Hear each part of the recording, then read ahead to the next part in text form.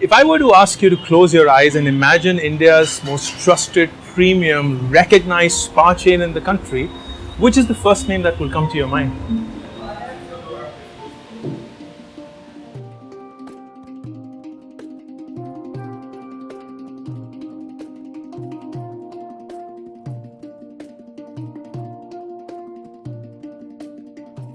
I'm here at what O2 Spa calls its Experience Center, Jubilee Hills, right in the city of Hyderabad, in the middle of it. It's like an oasis in the middle of a desert. And I'm here to meet Ritesh Reddy. He is the founder and CEO of O2 Spa. Get to know about his personal journey of having started O2 back in 2009 as the first outlet in Novotel, Hyderabad. And now it's more than 120 outlets across India and Middle East. So O2 today has more than 100 outlets in India alone and 20 in the Middle East. How long has it taken you to get to this scale? We started our business in towards end of 2009, and now we feel that in the next 5 years we should be over 300. Is there something that is changing in the industry that gives you that growth confidence? I think people are starting to take spas more seriously. Does it also mean that at some point you might consider going beyond just spa services? Yes, absolutely. So our vision is to become the world's most preferred wellness provider. It's a big, hairy, audacious goal, but hey, if you don't think, thoughts are ancestors of action. What got you into this business, Ritesh? So I used to be a semiconductor designer. I used to design I used to design mobile phone chips in the US. I had around 8 patents on my name. And then one major point was that I never got a chance to live with my parents throughout my life. And they were getting old, so I really wanted to come back. But the most important criteria was, because I was doing phenomenally well in my career, I wanted to build something which can eventually replace my US income. Because I was in semiconductor design, I used to go to Japan very frequently. Okay.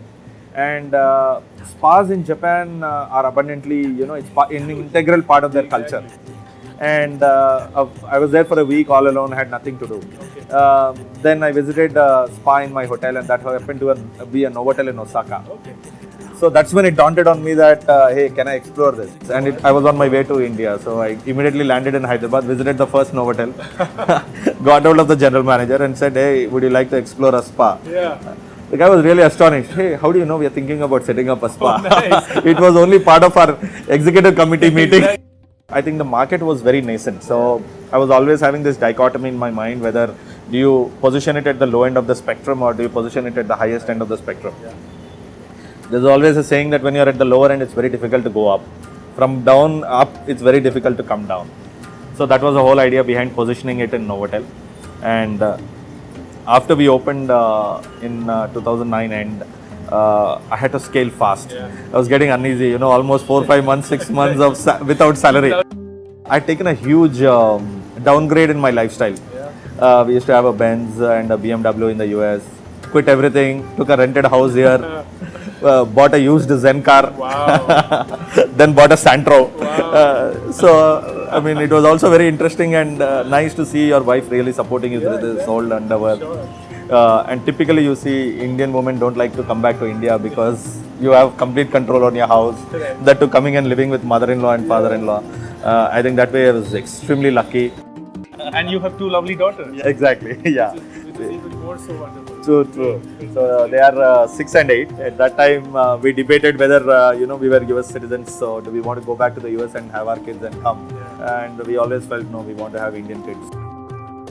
How you captured a very unlike space of the airports and converted it into this experience. So I will admit I am a fanatic when it comes to O2 Spa. I go there at least once a month, but I only visit the airport outlets.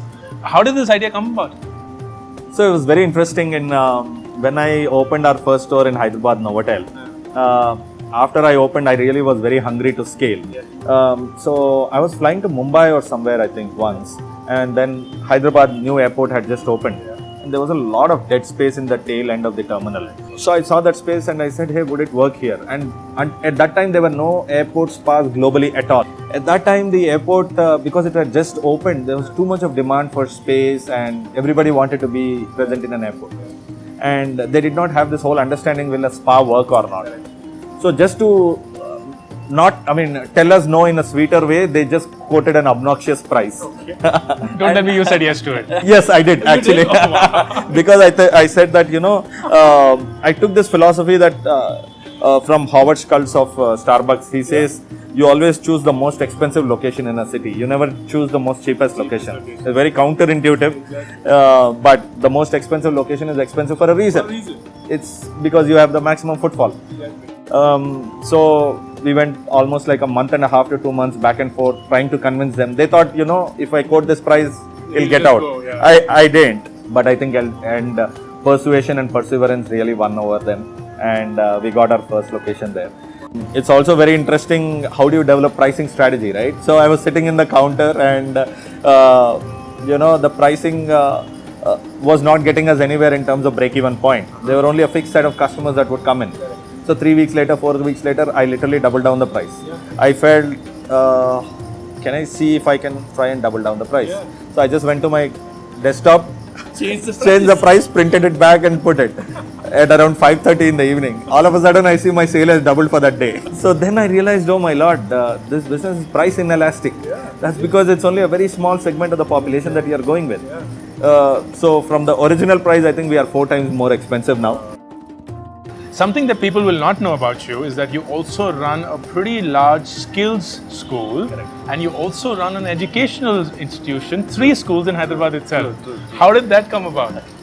So while I was in the US, I was very clear that we had to quickly replace my US income, and I was really exploring any kind of business opportunity that was available. And at that time, I really wanted to spread my bets. And also achieve something that was very scalable. So that is how the whole education sector happened, because education sector has a very slow gestation period, but it's a very long-term sustainable model. And that is how we wanted to make sure that we wanted to spread our bets. The skill school we started a few years ago. The reason being that we felt that is going to be the biggest competitive advantage. If you have to scale the business, in our business, people is our raw material. If you don't have control on the raw material, then you're nowhere. I wanted your opinion very quickly on this entire phenomena of spa at home that is emerging. Right. And there are businesses, there are freelancers, there are independent masseurs that are doing it. What do you think of it? I think spa is all about experience. If you are really able to create and get that experience at your house, I think definitely it's way more comfortable than going to a regular wellness center outside. But I think India is less than 0.001% out there. I think the market is really established centers like ours. Will it ever get there? I mean, it would be very interesting to look at emerged markets like US, etc. Even in the US, year over year, the number of spas have been growing at over 20-22%. Even now, 20-22%. More number of spa beds in organized centers growing. At the same time, the independent freelancer model is still there, but I think in the US, since the last 8-10 years, if you see the way they've grown, it's very, very minuscule. Because unlike a salon or something where it's very functional, spa is very experiential. So I think the model is not very scalable. Ritesh, thank you so much for being part of this, and you have all our best wishes. It's a phenomenal business that you've built. It's so inspirational. And we just wish you more and more luck and more success all the time. Thank you for having me.